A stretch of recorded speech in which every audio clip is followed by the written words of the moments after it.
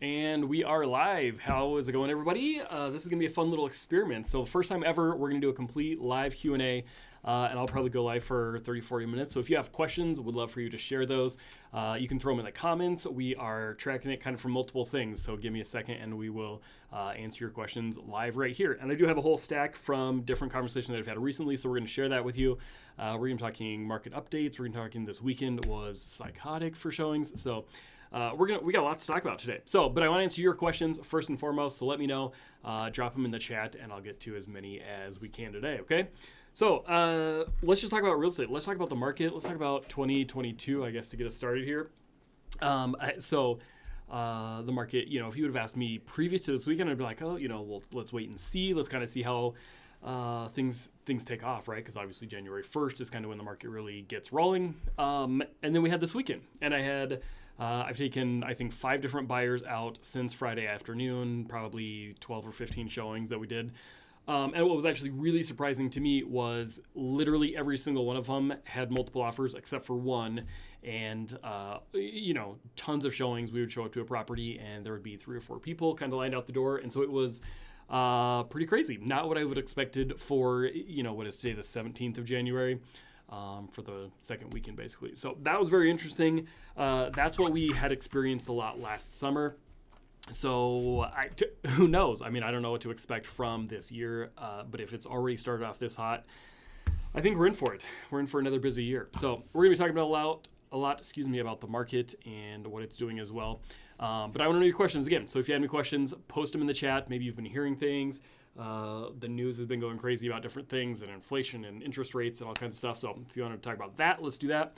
If you have questions about like the buying process, selling process, we can go in that route. If you want to know more about, getting your house ready to sell, if you should do this, should do that, whatever, I'm all ears for whatever real estate questions you got. So post those in the chat for me. I do have a few, so let's get fired off. So we are live right now on YouTube and Facebook both. I think our streams are going all over the world. So if you haven't already, make sure you go like us on the other platform.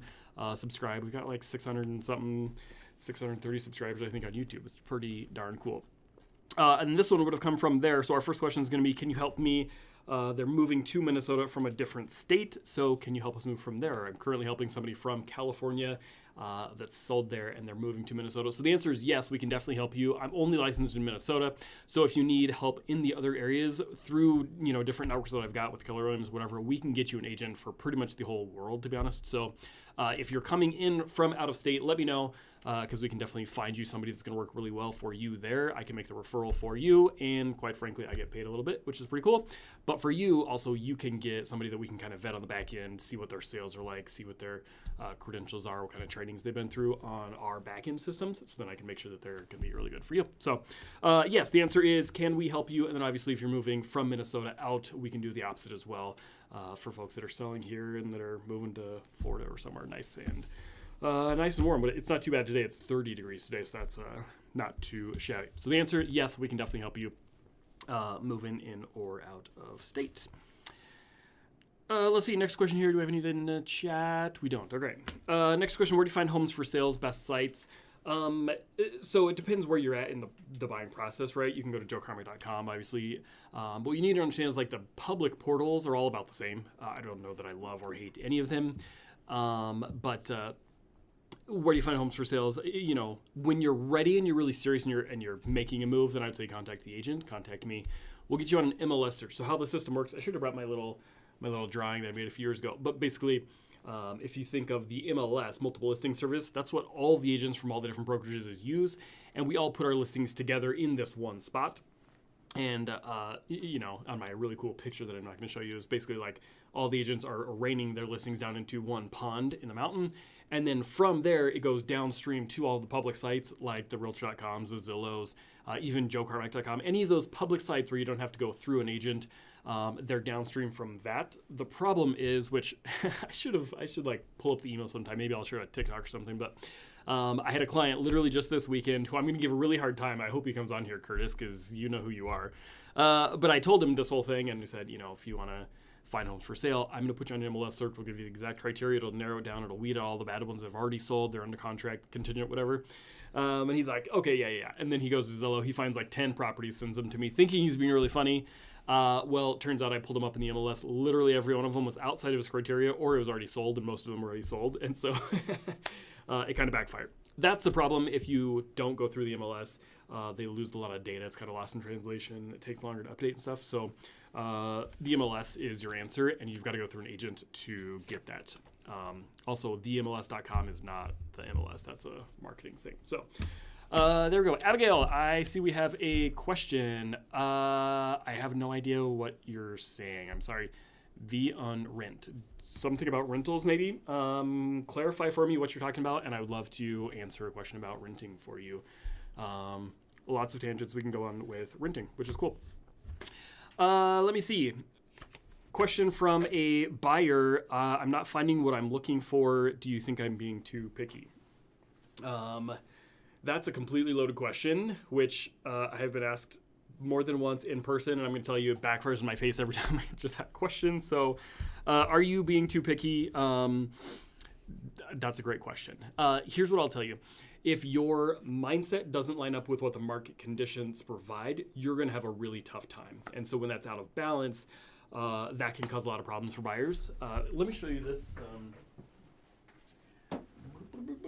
Real estate magic. Oh, so here's actually some flashcards. I wasn't planning on this, but let's go this route. And I don't know how well you're going to be able to see these on screen, but basically, oh, not at all. Cool. Okay, this one says your ideal time frame. These are the 4 things that are important to buyers, right? Your ideal time frame, the best price or a certain budget that you're trying to stay within, the exact location that you're wanting to live within, and then the perfect house. So those are the 4 things that buyers are generally going to be looking for: house, location, price, and a timeline to close on. And the reality is, in a market that is as tight as we are right now, right? It's the strongest sellers market we've seen in ever. That's going to put constraints on those 4 things. Okay, so if you hold too tightly to making sure you get the absolute best house ever in a ridiculously low budget in the perfect location that might be a higher end or something, and you're wanting to do that all right now, the reality is the market is probably going to squeeze out those options. And so, when I sit down with a consult with a new client, I'm always walking them through these 4 things, and I'm saying, all right, pick 3. And which one are you going to give up on, right? And they're like, well, I want all 4 of them, right? Every buyer does. It's perfectly understandable. But the reality is you're most likely not going to get all 4 in any market, but especially in a seller's market like right now. And so we're able to, obviously you don't just completely throw one or the other out, but maybe you can, I'm usually not going to tell you to change the budget first, right? But maybe you're going to want to, consider more of a fixer-upper than the new construction you were hoping for. Or maybe you're wanting to push your boundaries out just a little bit on that perfect location, right? And instead of being directly in the cities, maybe you're pushing up towards, I got a client right now that's pushing up to Elk River because they're not finding what they want closer into the cities, right? So you can do something like that, look on a different side of the metro or something to get a better price, but still get the house that you want, right? So then you're sacrificing the location. So you really, with those 3, price, house, and location, you've got to give somewhere. Otherwise, you'll be forced to sacrifice that timeline, meaning you won't be able to buy a house. So back to the original question, I'm not finding what I'm looking for. Am I being too picky? I would say if you're having a hard time, consider looking at those 4 things, seeing what's really most important to you, and realizing that you will sacrifice your timeline if you're holding too tightly to those other things, okay? One more thing I'll say on that before we move forward is the market doesn't really care what you want, which is really kind of blunt. And hear me out, but the reality is, you can just, I've actually got a client right now that they have a very specific house, a specific location, they've got a very tight budget, and they're saying, nope, we're just going to keep waiting until we find this. We don't have to move now, so we're just going to keep looking, right? I get it. I get that mindset. I get the idea that you would like to do that. Also, the reality is homes are only going to get more expensive through this year. Interest rates are only going to go up through this year. So the reality is they're only going to have to pay more and more and more to find that exact house. So if they don't get their mindset wrapped around, okay, we have a hard budget of this much, we can't go over. So then that's going to force us to compromise on getting a different style of house, different condition of house, or we're going to have to look at a different location. If they won't give up on either of those 2, it's going to mean that they'll sacrifice their timeline and they very likely won't be able to buy. And why I say the market doesn't care is because the reality is if you don't get in line with what the market's demanding, you're just not going to be successful in buying a house. And so it's kind of some tough love. Hopefully that comes across the way I would, mean it. Nothing but love. But the reality is in a tight market, you've got to bend to what the market conditions are going to do, or it will just force you out of the market and you'll be unable to buy. So there we go. We've got a few more people tuning in. If you're just tuning in, we're doing a live Q&A. We're live on Facebook and YouTube right now, both. So would love for you guys, give us your comments, give us your questions. Let us know what's on your mind. What have you heard in the news? Do you have questions? If you're thinking about a move and you want to hit me with your scenario, I'd be happy to give you some advice live right here. Anything Minnesota real estate, we are talking about it all. So I've got a whole list of questions and we will hit you with it. Josiah, hey, what's going on? Thanks for being here, my friend. Snuggalicious, my man. If I sell my house, should I use all of my equity on my down payment? Ooh, that's a good question. Okay, Snug says, if I sell my house, should I use all of my equity on my down payment? I would probably have to know a little bit more about the situation, but here's what I would say. So if you don't know what we're talking about, selling one house to buy another house, we roll all the money over. I would say, first of all, don't forget that you're going to have closing costs besides your down payment. And so while you might be wanting to put 20% down, don't forget you're probably going to have another 3 or 4% in other closing costs that you got to account for, okay? So keep that in the back of your mind. Do you use all of your down payment? I don't know. It would depend on your situation. You guys probably heard me talk about the 7 rule that I have. When you're buying a house, plan on at least 7% in an emergency fund, 7% for your closing costs, which would be your down payment and your closing costs together, and having an emergency fund of at least $7,000. If my first question to you would be, how much do you have in your emergency fund? Because a lot of people trying to buy a house don't think of keeping enough money in the bank. So, Snug, you go buy a new house and all of a sudden your furnace goes out. If that's going to cripple you, then I would say no. The answer is you need to take some of that money, keep it in your pocket so that you have a good emergency fund. I'll also say, if your car is going to break down or you think there's going to be a big bill or a repair, or if you're about to have a baby, something like that, keeping some of those reserves for other things, I think is super important. So no, I wouldn't necessarily assume to put all that money down. The one number that I would keep in the back of your mind for somebody that's buying would be is if you can get yourself to 20% equity between the price you're paying and how much you're putting down, I would definitely stretch to get that if you could, because not having what's called PMI, private mortgage insurance, is going to be a huge deal. And so if you can stretch to get up to that, clients right now, they're between like 15% down and 20. And I said, well, let's just stretch that if we need to keep the purchase price down or we need to pull some money out of savings or something. Get yourself to 20% down if you can. If you're not even going to be close to 20% down, that's perfectly fine. You don't need 20% down. But that is a number I would keep in the back of your mind that you can avoid PMI. And PMI is easily a couple $100 on the average payment that you're literally wasting, just throwing out the window, because it's basically foreclosure insurance. So great question. I would not necessarily use all of your equity. I would think about what else you got to do with it, and then you can go from there. So good question. Josiah, can you tell us more about school districts in Coon Rapids? I live in New York, but I look to move there. Josiah, you obviously are my kind of a person. I live in Coon Rapids as well, which Steve will give me a hard time because I think it's the best city ever. I'm just kidding, but I live there right now. Schools in Coon Rapids, I would say are average. I'm not going to lie and say they're highest ranking schools. I'd say they're pretty average. They're in the Anoka-Hennepin School District, AH11. We love the district. I'm actually on the PTO of our school, and I've been super impressed with them. We've got a fifth grader, we have a fifth grade, third grade, and a kindergartner right now in AH11. Ours will go to Coon Rapids High. Coon Rapids Middle School next year, so that's scary. But yeah, we'll have a middle school at Coon Rapids Middle and Coon Rapids High. I'd say they're average, is really what you're looking at. You can go a couple different routes. There's different charter and private schools if you want to go that route, or there's also, to be completely honest, you can go to a whole higher price bracket of metro to get into a bigger school district. But obviously, school district really, as the ranking of the school district goes up, so does the price of the house. And so just something to keep in mind. But really cool, really good question. Coon Rapids and schools are perfect. Also, I'm assuming, let's see, you were on YouTube watching. So we do also have a neighborhood tour I'm sure you've probably seen with Coon Rapids. But there's quite a few others. There's also, I did a school district ranking video, so if you want to go check that out, you can kind of get my take on a bunch of different school districts. For people watching on Facebook, you can go find that one on YouTube. I'm not sure if we put that one on Facebook for you or not, but really good question. Love it. Keep the questions coming for me in the chat. We're going to be doing a live Q&A for as long as you need. I got until 4 o'clock, so if you guys are just tuning in, make sure to post me your questions in the comments. I will check those out and get back to them as quickly as we can. And then I've also got some that I have collected from different clients and people lately. So let me know your questions in the chat. You're welcome, Snugs. Always happy to help. Snugglicious. Cool.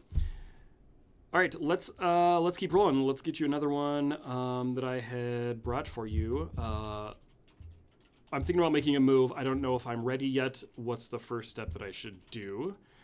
Great question. So this doesn't really matter if we're talking buyers or sellers. You're welcome, Josias. Appreciate you being on, man. Give me some more questions. First thing to do, schedule a consult. And you've probably heard me talk about this 1,000 times. Yeah, we can even post a link maybe to our Calendly. You can schedule a consult. So they don't cost you anything. They're completely free. We can do it virtual if you're out of state, like in New York or whatever. And a consult's a really good way so we can sit down. It'll be just like this, and we'll have a conversation. We'll talk about your finances. We'll talk about, how much you've got for the emergency fund or how much equity you got in your house, or if you're buying your first house. We'll talk about if you're ready or not. We'll talk about what the market's doing. So a consult's no obligation. It's a great way for you and I to meet. I was just hired by some clients from YouTube this weekend. We did this exact thing. They're thinking about buying their first house, and they just wanted to honestly interview me and see if we're going to be a good fit to work together. And they did, and it was very cool. So schedule a consult, and then we can give you more specific advice. I can look at your timeline, even if you're not even sure if you're gonna move. It's fine. That's exactly what it's for. You can interview multiple agents if you want to, and you can see who you feel like you're gonna work well with, and then you can go that route. So if you're thinking about making a move, schedule a consult. Which is not really a plug for me, but it is kind of. So if you want to schedule a consult, you can do that. Let's see. What's it like being a realtor? Your life seems kind of crazy. Yes, that would describe it. If you guys are just tuning in, drop me some comments, some questions. We're doing a live Q&A. Life of realtor, it's crazy. Ask my wife. I don't know if she's watching, but she'll pipe in and tell you. It's very unpredictable. You kind of just roll with the flow all the time. Friday I went into the weekend not having any appointments or schedules, anything except for a haircut, which is looking fresh, very short. Then all of a sudden Friday afternoon, I had 3 different sets of clients all text me, want to go do showings on Saturday alone, and then another one on Sunday, and then Monday rolled around, I had a listing appointment, and then I just did another showing that I was not expecting. So that it's just, you always have to run, you always have to roll with the flow of everything, go with the flow, and you never know what to expect. So completely unpredictable. I love it. It's fun. I'm self-employed. I get to run a business. It's fun doing, having the freedom to do whatever I want to, and also, it's pretty crazy, but it's fun. Definitely have been learning the last year, I'll say, to prioritize family and not work 24/7, 365. And so every new client you'll see that I talk to, they have to sign an agreement that basically says, look, family's got to come first, and I'm not going to answer my phone at 10 o'clock at night or midnight. So, it's pretty busy. All right, let's see. We got some more in the chat. I love it. I love it. I'm an expat living in Peru, planning to return to the U.S. Is it possible to rent a house with no credit score? Oh, really good question. Returning to the U.S. able to rent with no credit score? The answer is yes. It will depend on where you're renting. So if you can find an individual renting their house, you're going to have a lot better chances of getting something to rent versus if you go to a big corporation or a big complex of some kind.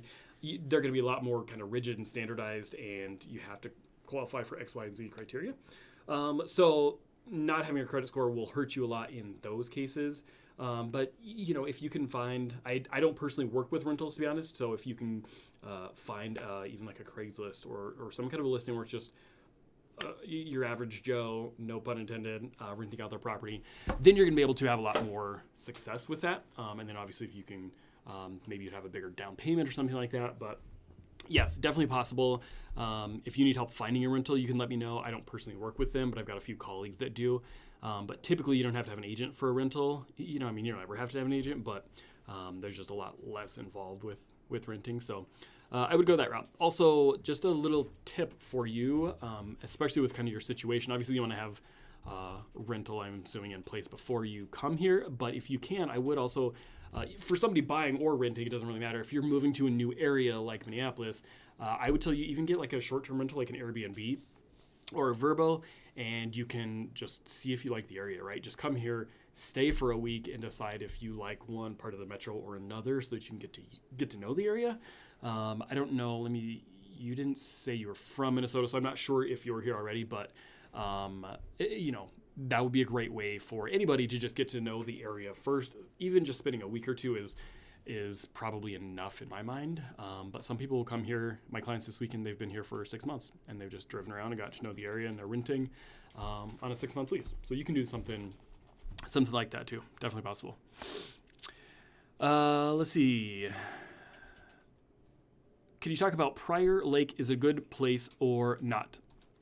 Great question. To be honest with you, Prior Lake is kind of a ways south of my normal wheelhouse, so I can't honestly give you super specifics on it. Couple of things that I'll tell you, and I'm not sure if you guys have noticed, to be honest, but I have to be very careful about what I say is like, oh, this is a good place, this is a bad place, right? Because for equal housing and steering, they don't want us to be like pushing people to or from, or, you know, scaring people away from an area. So I have to be very careful with that one, to be honest with you. A couple of things that I would recommend for you. I'll even pull up, you know what I'll do right now? I'm gonna do this live. Give me just a sec. So let's pull up, I'm gonna pull up our market stats, and here, can I, let's test out oh, it's working. There we go. Hopefully you guys can see my screen. So, Twin Cities, let's look at our median sales price. Twin Cities right now is $340. Let's go look up a Prior Lake, so I'll at least give you an idea what their average sale price is. Okay, so average sale price in Prior Lake is $450. So obviously it's going to be a decent amount higher.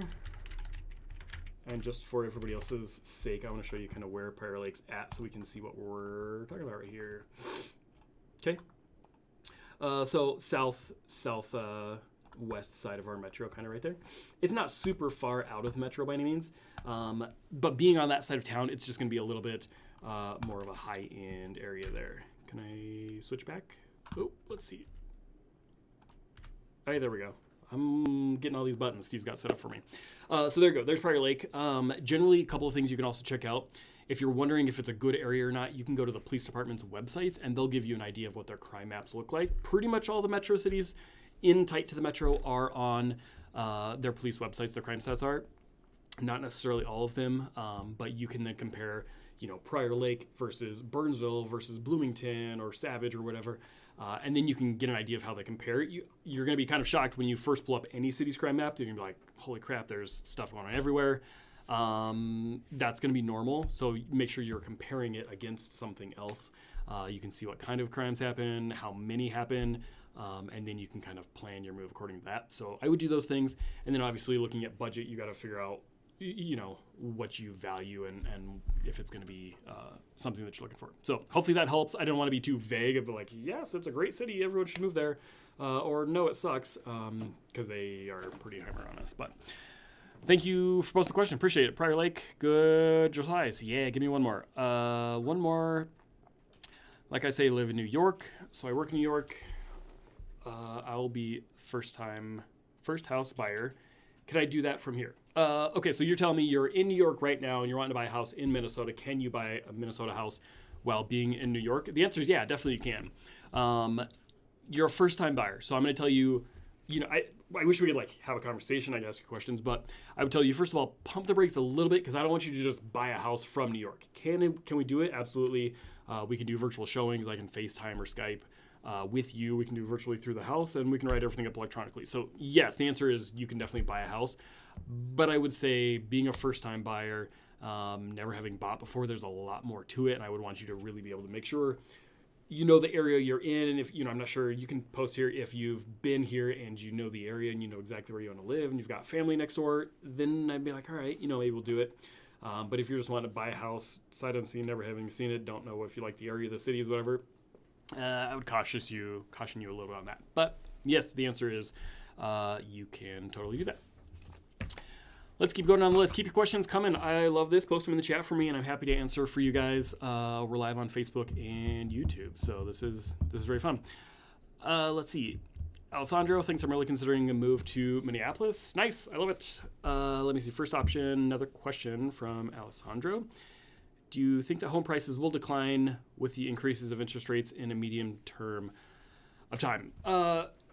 Super good question. Okay, so Alessandro is asking, I think prices are going to go down with interest rates going up. So in case you hadn't heard, first of all, they're expecting interest rates to go up, right? You've heard in the news, inflation is just out of control. One of the levers that the government can pull is by raising interest rates with the Federal Reserve. So they've said that they're going to be doing that a few different times. If I'm not mistaken, I think they're saying towards the second half of this year, they'll start raising interest rates. First of all, don't panic. It's not going to just all of a sudden, like, nobody can qualify to buy a house and rates are going to jump, right? They have to do it very slow and calculated and really like making sure that the market responds slowly. And so because of that, right now we're like 3%, 3.25%, something like that.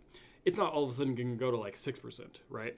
I would say, and don't quote me exactly, but I would guess it'll probably be less than 1% increase over the next 12 months. So the historic average is something like 8% interest. So if we go from 3 something to 4 something, it's not really going to be a massive shift. And to your question, do we think that's going to cause prices to decline? The answer I'm saying is no. There's just way too much demand right now. Will it slow people down a little bit? It will, but I don't think, my own gut is that it's not going to be so swift and magnanimous that all of a sudden, people are unable to qualify. Therefore, they step out of the market, and because we've seen a reduction in demand, therefore prices are going to come down with it. Because that's what happens to happen, right? Fewer buyers are in the market because of interest rates, is therefore going to pull prices down. The reality is, I don't think that's going to happen. Hopefully, our goal is that it will make them not go up as much. So if you guys haven't seen, I just did a really good, like I'm tooting my own horn, but it's just a really good market wrap up on 2021 that I just did. Go check that on the channel. But basically, we talk about what all happened last year in the last 12 months, right? Prices went up about 15%. So for us, we're hoping that the government, dare I say it, I'm kind of hoping the government will raise interest rates a touch so that it'll throttle the demand a little bit, so that our prices won't go up as much as they had been previously. So if that does all happen, then maybe this year we'll only see like a 5% increase or something, which would be a fraction of what it was last year. It might feel like things are hitting the brakes, but that's a really far cry from prices going down. And I don't honestly anticipate that happening for the next few years. I'm pretty slow to guess at what the market's going to do. Like, I don't have a crystal ball what's going to happen in the next several years, but I can say pretty confidently in the next year they ain't going down. Hopefully they just don't go up as much. So really good question. A lot of people are hoping that will happen, and in all reality, I don't think that's going to happen. So perfect. Thank you. Keep the questions coming, guys. Appreciate it. Let's see. As family members living in Cedar Riverside, can you talk about that? Because I don't know about. I can't talk a ton about Cedar Riverside. From what I understand, that's all rentals. If I'm not mistaken, let me know. Pretty sure Cedar Riverside is just an apartment complex, I don't think you can own in the building. So it's, for those that don't know, I think it's even, isn't it 2 or 3 different buildings? I think it's all rentals. So let me know in the comments, but otherwise, no. If you have a specific question, I could try and pull it up, but I don't know too much about that one. So right next to downtown, though. Good views of the new stadium, isn't there? I love that. So cool. Let's see. We've got a bunch of people on. Give me some questions. What else do you guys have going on? You want to talk about the market? You want to talk about the process of buying? Process of selling? What's on your guys' brain? Would love for you to post them in the comments. We're live on YouTube and Facebook, so wherever you're at, let us know, and we would love to hear from you. All right, I'm going to go back to some of my other questions until I get something in the chat, and then I will be happy to fire up for you guys as well. If I missed your question, post it again, because there's quite a few flying at me here. How's the price of a home decided? We kind of just talked about that one. Generally speaking, the price of the home is how many homes are out there relative to how many people are buying a home. If there's a bunch more people buying, then they're going to compete, and therefore that price is going to go up, so then the list price will go up from there. I do get the question fairly often of, well, the seller said they were going to sell it for $350,000, so why can't I just buy the house for $350,000? Obviously, because there's just way more people buying. So if there's, if we list it for $350,000, it's because we're seeing the past comps that are suggesting that that's a pretty normal, pretty expected price point for it to be at. We also have to take into consideration what the seller's wants and needs are, what kind of a timeline they need. Are they hoping to shoot for the fences and list it high and kind of throw that Hail Mary? Or are they like, no, we got to get this thing moving, so we're going to list it a touch low. By listing it a touch low, sometimes then we can get better offers, not just higher. So then the seller's obviously looking at a bunch of different terms, not just the sale price. And so that'll drive it up. Again, that's pricing. So if I'm on the list side, it's more about what the sellers want, and I'm looking at past and current comps of other homes that are selling. And then on the buy side, it really just comes down to, I think honestly, sometimes buyers know what a house is worth better than sellers do, or even dare I say listing agents. Not me when I'm listing a home, of course, but all these other listing agents. But the reality is, like, if you're out in the market and you're a buyer and you're looking for, a 4-bed, 2-bath, 3-car garage in Anoka County, right? Then all of a sudden you've probably been out there, you've seen a whole bunch of other homes, you might have made some offers, you've not just seen what the home was listed for, but you saw what you made the offer for that didn't get accepted, so it had to be a better offer. And so a lot of the times, to be honest, the buyer or buyer's agents are seeing inside so many different homes. They're very direct comps, and they have been prior to that listing going on the market. So then the seller is guessing based off what they're seeing in the computer, but the buyer knows in reality from what's actually going on. So that's kind of how it works. But at the end of the day, right now, like, we're not just looking at sale prices. Like if I'm making an offer with a buyer, we're looking at, do you really need a home inspection, or are you comfortable skipping it, right? I'll help you on that one because it's obviously kind of risky, but that would make your offer look a lot more appealing. If we're talking about, appraisal gaps and different things like that, I'm not even going to go into it too deep for today, but we're looking at a lot of other terms to determine what the home's worth and what kind of an offer that we should make. So cool. Can you talk about property taxes? Is it higher or lower than the national average? Really good question. I've actually got a whole video on cost of living you also asked about. So to be honest, I would tell you to go find that one because I got a lot of specifics and I break down different things. If I recall from that one, which to be honest, I don't look at national numbers too much.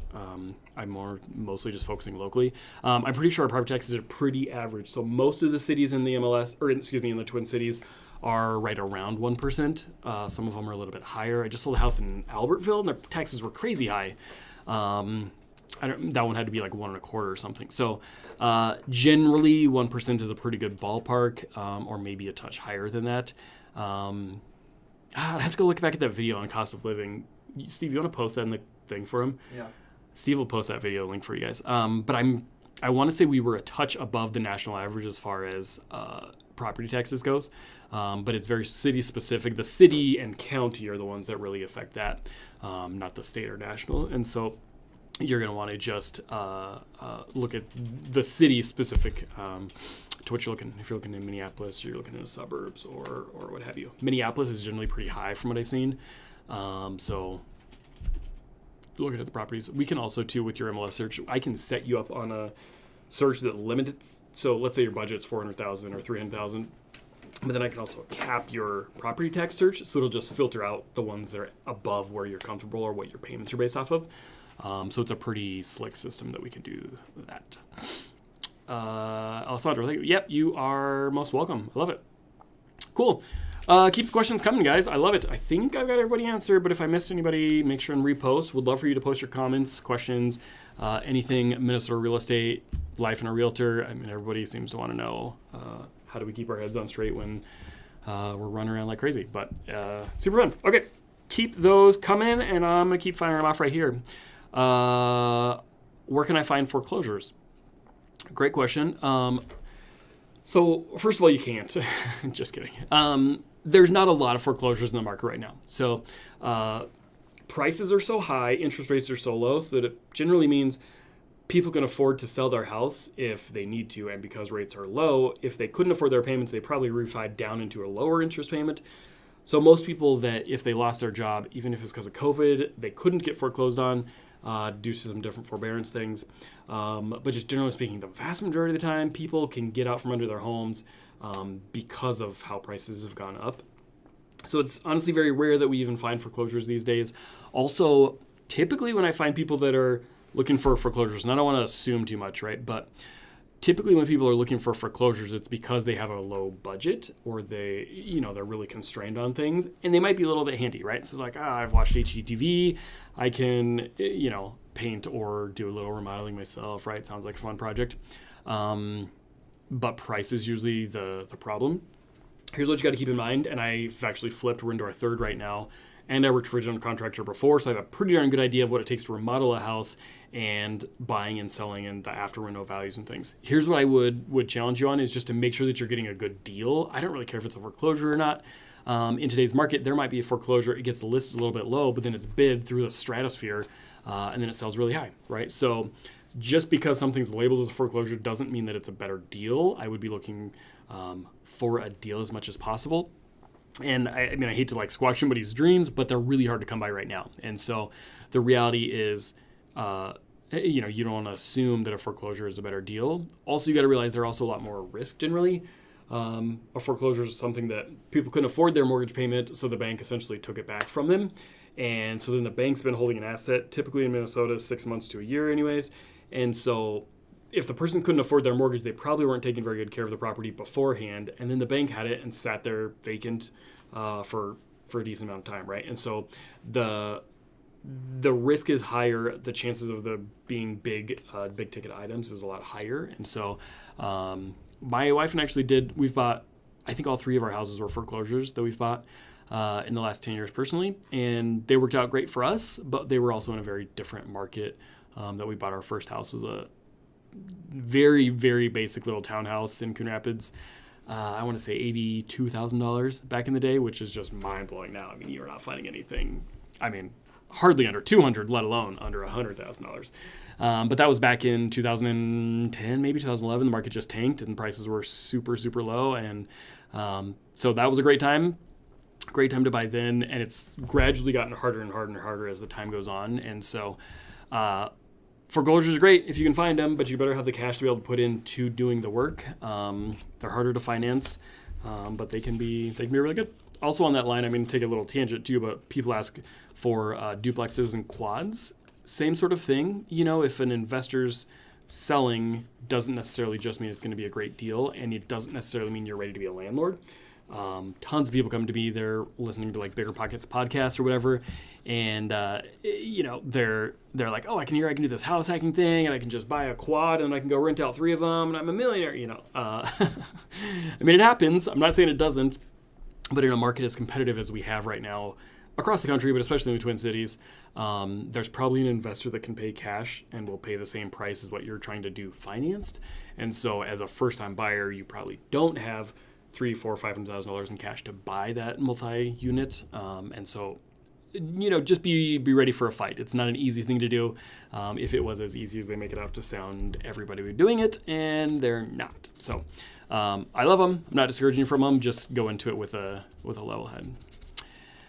Best for Jasiki, can I buy a townhouse or a townhome and opt out from an HOA, basically do snow, etc. myself? Is that possible? It is not possible to buy a townhome and not have an HOA. So, nope. By definition, they're zoned as an association, as a common interest community. They're called CIC, and so it's mandatory. It's not really optional. You have to pay that.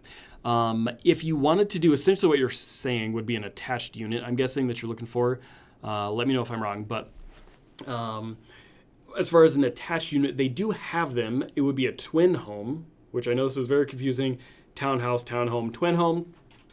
Townhouse and townhome is the same difference, but a twin is basically like a duplex. There's 2 units, they're stuck together, but there's no association. So essentially what you're looking for is not a townhouse, it would be a twin home. And then that would be exactly the case. You would take care of all the outside, snow removal, lawn care, etc. I would caution you a little bit. I never took the picture, but I need to save it. Actually, by our first house, there was a twin home. There was a few of them kind of in that area. And one of them was a great example. I wish I could just pull it up for you.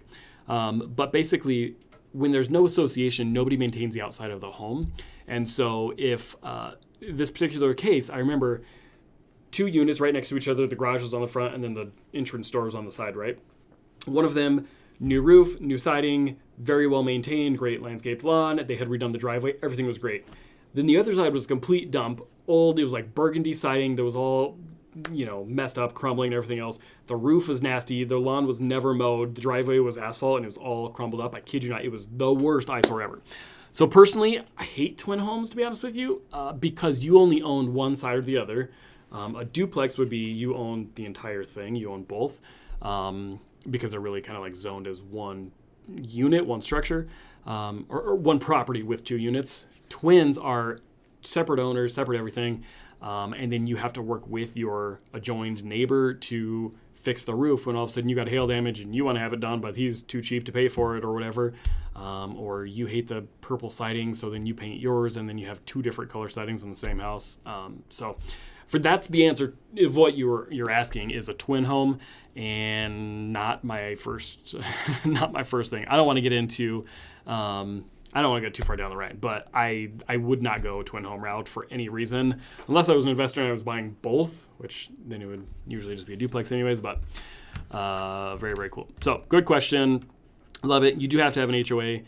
The HOAs will range, just so you know, in Minnesota, 250 to 300 is pretty typical for an HOA. Some, like the one I was in this weekend, really nice townhouse complex in Hugo, and they've got a pool and a community room and a gym, I think, and kind of a bunch of amenities. Most of them don't, so then they'd be cheaper. Sometimes you'll even have an HOA that's really like a single family with an association, and all they maintain is like the monument, fancy thing at the entrance to the neighborhood, and they literally don't do anything else. But with those, they'll also control like there's certain rules and regulations, just that like you have to maintain your home, right? And it's just kind of a standard of living thing. You can't do goofy things with the siding. Maybe they have like an architectural guidelines. So the front has to be 30% brick, or you can only do HOA approved colors, basically meaning that the whole neighborhood doesn't want that one house that's like pink or something. So they do have those that's cheaper. Those might be $100 a year or something versus $200 or $300 per month. So something like that. Also with HOAs, don't forget they do also reduce your homeowner's insurance, because instead of having a policy that covers everything, right, the HOA also includes a policy that covers the exterior shell of your unit, and you just have to insure the inside. So it does make that a lot cheaper. Maybe you're looking at $700 a year instead of $1,200 or $1,400 to go with that. So super good questions. I love it. Ooh, there's a bunch. I got to keep going. Can you pay your property taxes once you have cash, or do you pay it each month? Super great question. If you're buying with a mortgage, almost always the mortgage companies require that the property taxes are escrowed. So basically what that means is it's part of the payment that they give you. You're paying basically 1/12 of your year's property taxes in each of your payments. It sits in what's called an escrow account that the bank can access for you. Your payments, a little bit goes into that escrow account, and then every 6 months, they'll pay out those property taxes when they come due to the county, okay? That's also how your homeowner's insurance is paid. So then the same account, and they'll be dumping a little bit from your payment every month into that escrow account for your homeowner's insurance as well. And then when that comes due once a year, then they'll pay that out of there. So it's already baked into your payment, and you don't have to make an additional payment. Some people do want to pay them themselves and not have it escrowed. I don't really understand why, to be honest. It doesn't cost you anything to escrow it, but that way you have it taken out of every payment instead of all of a sudden having a few $1,000 due. $1,500 every 6 months for your property taxes. Like, that doesn't really make any sense to me. So you can opt not to do that in some cases. But generally speaking, the most of the time it's part of your monthly payment. So love it. Let's see.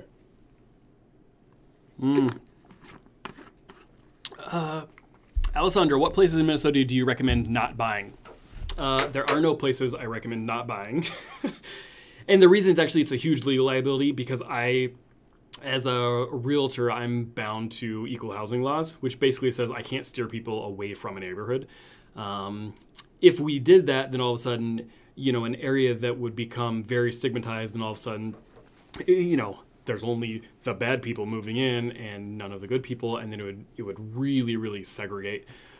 and land population. So generally speaking, I don't recommend, or I don't answer that question. Perfectly great question to ask, excuse me. But you said example, too much crime in a certain neighborhood. I would say you've got to do the legwork on that one, unfortunately. Also on our YouTube, I actually did a whole video on crime. And basically, I'll just summarize it for you. And it says, go to the city's website, figure out, you can go to the police departments. They'll usually have their crime stats available online. Most cities, you can pull up a big map. Certainly in Minneapolis and St. Paul, you can. But then you can see exactly what crime is happening. You can make the decision for yourself on what you feel most comfortable with and what level of crime is acceptable to you. Because there's crime everywhere in every city, but ultimately you'll have to decide. And then also just make sure that you're comparing one city to another city to another city and get like a few different police maps to look at from the city police. You don't have to go to a third-party site, but that way you have an idea of like, okay, there is crime everywhere, so you're going to have to accept some deal of mischief happening around you wherever you live. But by doing that, you can then see, okay, here's kind of a baseline for Minneapolis versus St. Paul versus Crystal or Robbinsdale or Spring Lake Park or Maple Grove or, whatever areas you're looking at. So I wish I could help, but I could not. Jen Sewell, hey, thanks for being here. Appreciate it. Glad I can entertain you on this afternoon. Let's see. Do you think the cost of single-family homes will decline this year? Great question. The answer is definitely not. There's nothing that says that we're just all of a sudden going to see a decline. So go watch the market wrap-up video that I just did for 2021, and I'll go through a lot more detail. But basically, prices in the Twin Cities went up 15% from January to December last year. That's incredibly high. So we should be seeing like 4% on average over the long haul. So do I think we can keep going up like that? Definitely not.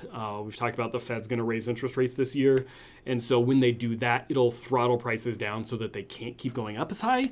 So I'm hoping that they will do that. I mean, they will, but I'm hoping they do it fairly soon so that it will start tempering some of the buyer activity. People won't be able to afford as much, and so they can't go as crazy on the prices. Unfortunately, it will mean that some are no longer really able to qualify, or they don't like the home that they can qualify for because it's out of their budget. And so because of that, that will throttle people out of the market. When people come out of the market, then that'll shift, right? That supply and demand pulls back. Then will be slightly less appreciation this year, but I'm still saying like 5% increase in sale prices this year. We're not talking down. So prices I wouldn't bank on prices going down in any point in the future, but it's certainly, if they only went up 5%, I think we're going to be counting our blessings for this coming year. Okay. After the psycho weekend that I had of multiple offers on everything and running around like crazy, I might feel a little bit optimistic, but let me see here. This is funny because half of these are screen names, so I don't know what your names are. So I can't even. Blah blah. Just I was in find a place a year ago. Thanks, Jen. It's kind of fun when people I know around here. That's fun. Snugglicious, my friend. Your neighborhood rips off their deck and takes the support. What are you talking about? Oh, this is definitely an inside joke I'm supposed to get. Your neighbor rips off their deck and takes the support. I feel like that's an inside joke. I have no idea what you're talking about, but you've got to tell me. My man, Jake, that's really funny. He's my buddy. So, okay. Let's keep going. Got it. Thanks. Good. Best effort. Glad helped. X Factor 05 in Andover. Adding solar panels to my house. What type of a return could I see as far as value? That's a really interesting question. I'm not going to even fake it like I know the answer. Adding solar panels to the house, how much does that help your value? Personally, this is just my own experience. I've never once had a client that asked about solar panels, let alone was telling me they were going to put them in, or, I've heard of some California, whatever, that are wanting like southern facing so that it's better for solar. I haven't heard of any of that, to be honest with you. There's obviously more Teslas and things coming around, so I think that'll become more important of a conversation. I don't know. What I have seen is people that put solar panels on their house and they just look ridiculous and they're super ugly. And I would say that's going to hurt your curb appeal and therefore your sale value. If it's on the back or the side of the house or something, so it's not real obvious from the front elevation, I think you're fine as far as not hurting your value. As far as increasing it, I wouldn't bank on it. I really wouldn't. If you're my seller, I would definitely want to dive into your electric bill and see. I know with some of those, can't you I think you can Excel will buy back the electricity. If you could show like, all right, we're making X dollars a year from our solar panels, I think that's got some value. And if we have like a legit report to show what kind of a cost offset that would be, or potentially money-making thing, maybe. I don't know. I haven't seen much demand in my experience. Also looking to turn my attic into a storage or living space. Worth it? X Factor, super good question. It would depend on the space. So when I have seen attics turned into some sort of living space, it's usually really awkward and it's not done very well, to be honest with you.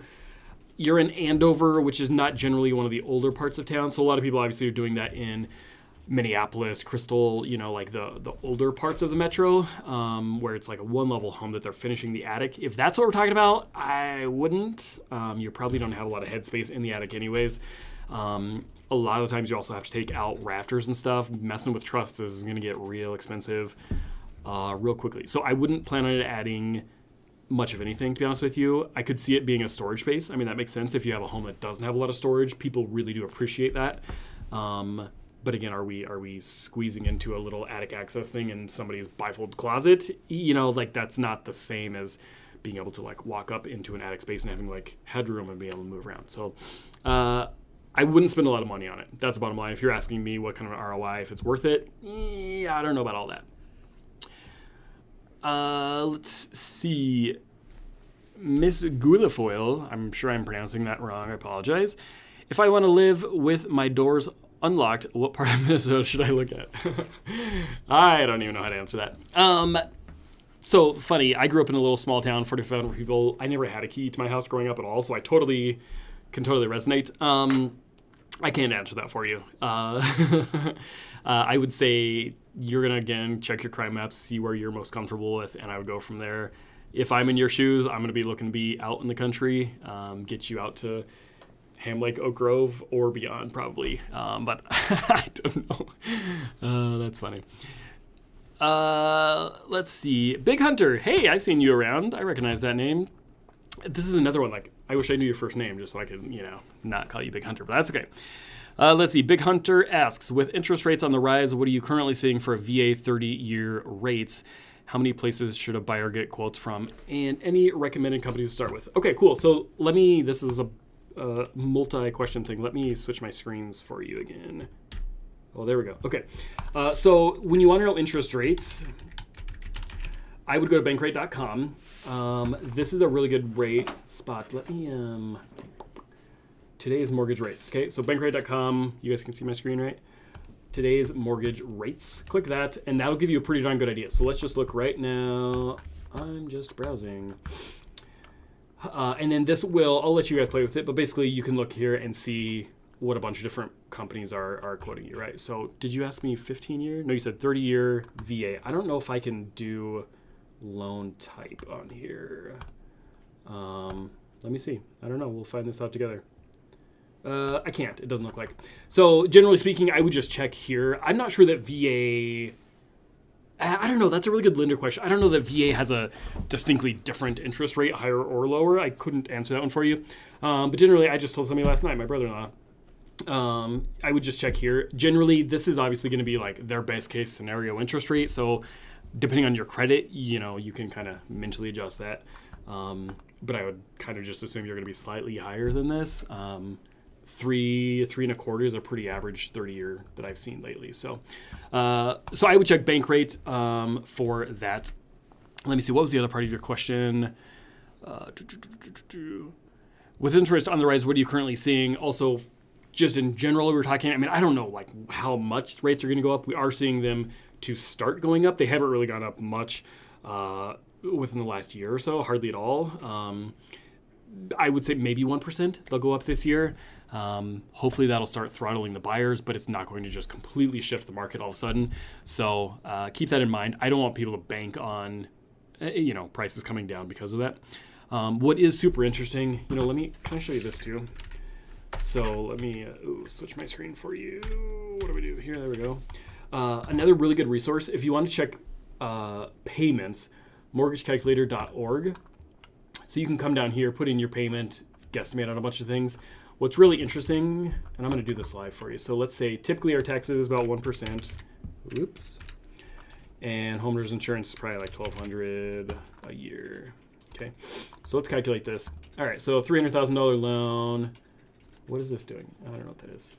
60. Oh, so this is putting in 20%. All right, so if I did 20% down.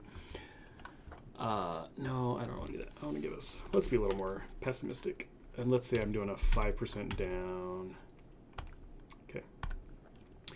$300,000 purchase. If I'm moving 5% down, so then I would have PMI $1,700 a month. Okay. But what's really interesting is, watch this. If I leave everything the same, but I just raise rates by 1%, $170 more per month on that $300,000 loan if rates go up just 1%. So that's I hate, like, I never am like the pushy guy, hey, you should just hurry up and sell or something. But you know what I'll tell you is, like, if your rate just changes 1% because you wait from here to there, let's talk again. All right, $300,000 home. Let's say prices go up 5% in the next year. That means that home's going to now cost you $315,000. I should change that. And if your interest rate goes up by 1%, then okay. So if I switch your, let me switch you back here. Okay, so if we change that, I just changed it to 315,000. So if you wait from a year from now, rates go up 1%, and if your home values only go up 5%, which is optimistic, that payment, what was it, $1,700 something before, goes up to $1,950. Okay, I'm gonna back that off to make sure I'm telling you right. Let's say if rates are here to there. Yeah, so that's kind of the, like, I'm never one to be like, hey, just hurry up and buy a house, right? But especially when people's budgets are tight, you're going to be completely blowing your budget out of the water a year from now. So I'm not saying, like, hurry up and rush and do something. If it's not the time for you to buy, don't. But if you're also just casually going to wait until June, yeah, I don't know. That's up to you. But there you go. Other big hunter also asked, how many places should a buyer get quotes from, and any recommended companies to start with? So first of all, the one thing I say never to do when you're shopping for lenders is don't go to one of these websites that'll just shotgun your social security number and check your scores and shop from a bunch of them for you. You can shop on your own. Don't go to one of those sites, okay? Excuse me. That'll totally mess up your credit. But do shop from 2 or 3 different lenders. Excuse me. Lunch right before this was a terrible idea. So shop from 2 or 3 different lenders. Everyone thinks I have something to grind by telling you this. I don't. Go look at Keller Mortgage. They don't like pay me or incentivize me, or like they don't even care if I use it, to be honest. I just refied my house a year ago with Keller Mortgage because it saved us like $2,000 over all of my preferred lenders that are here locally, and their rates were literally the exact same. So honestly, go look at Keller Mortgage first. You can go to kellermortgage.com. You get the savings because they bundle your real estate services with me with the mortgage service. So it's kind of like your home, auto, and life insurance, and then they give you a discount, right? So that's how they give you the savings. But you can just go and apply if you're within, 3 or 4 months of buying. You can apply with them. That's when you can get an exact quote, and they can make sure your credit's good to go. Another one that I'll tell you, if you want to write this down or email me, and I can send you contact info. But you can look up Molly Nadeau from Waterstone Mortgage. She's in Elk River. She's really good, and I really like their team. There's also Maria Johndal, who's with New American Funding. So those are 3 that I really like. Depending on the client situation, they all kind of have pros and cons. If you're looking for down payment assistance, for example, Keller Mortgage can't do that. If you're trying to buy and sell first, sometimes Maria Johndal can do the buy before the sell. So good question. I would do maybe 2 or 3. Shop those lenders before you're ready to start, and then make sure you compare them all on the same day.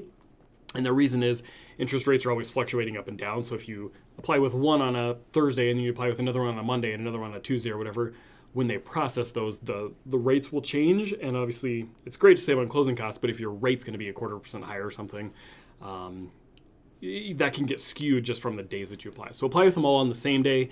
And then quite honestly, you'll get what's called a fees worksheet between the 3 of them.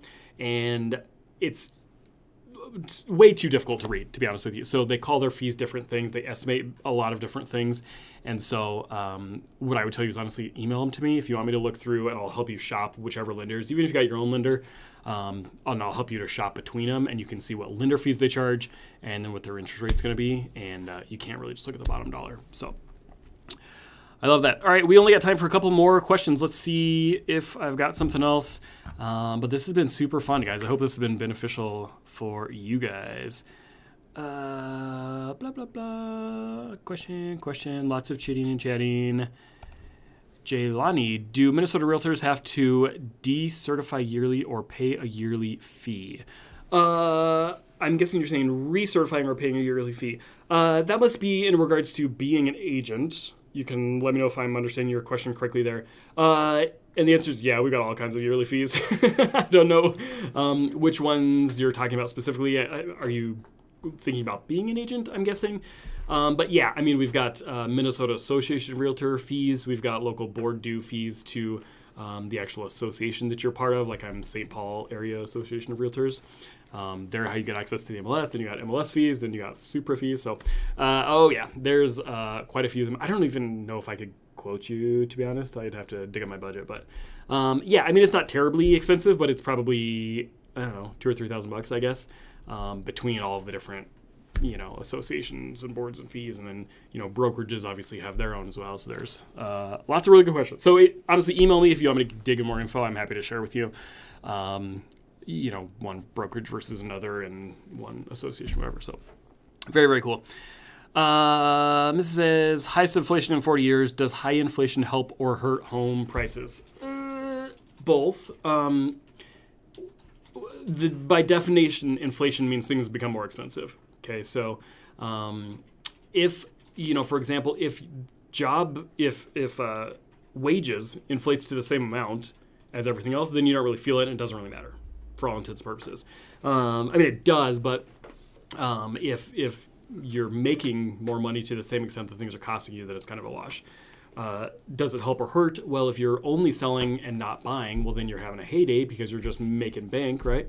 So sometimes in this kind of a market, certain investors will start dumping their assets so that they can get that cash to go do something else, right? If they want to sell a few duplexes so they can go buy an apartment building or something like that. So it helps those a lot. Generally speaking, higher prices just means things are more expensive. So generally people aren't very excited about that. The government wants there to be a certain level of inflation, and I couldn't honestly go into all the whys about it, but I know they want to see like 4 to 5% inflation every year normally anyways, and we've just been seeing way too much of that lately. So too much inflation is not good, or imbalanced inflation is not good as well, right? So if fuel and groceries and building materials gets inflated, but home prices don't, it depends which side of the coin you're on, right? Truck drivers are hurting when gas prices inflate. But yeah, so guys, this has been super fun. Thank you for hanging out. It's been an hour. We've had a bunch of people on, tons of questions, so I really appreciate it. If there's anything you need, you let me know. We're on all the socials now. So Steve and I are working on TikTok is our new thing this year, or Instagram, so you can go find us on all of those. We're also blasting YouTube, so if you haven't, for my people watching on Facebook, make sure you can go find us on YouTube, subscribe. We're putting out all kinds of pretty halfway decent content all the time. And we're like the second biggest real estate stream in the Twin Cities right now, which is crazy as far as like hours watched and stuff. So we'd love for you to check us out there. We're on Facebook. We're all over the place. My email, Steve's put in the comments for you. So make sure you can shoot me an email if you have any follow-up questions. Happy to help, or shoot me a text or whatever you want to do. So thanks so much, guys. Appreciate you. And I will see you next time.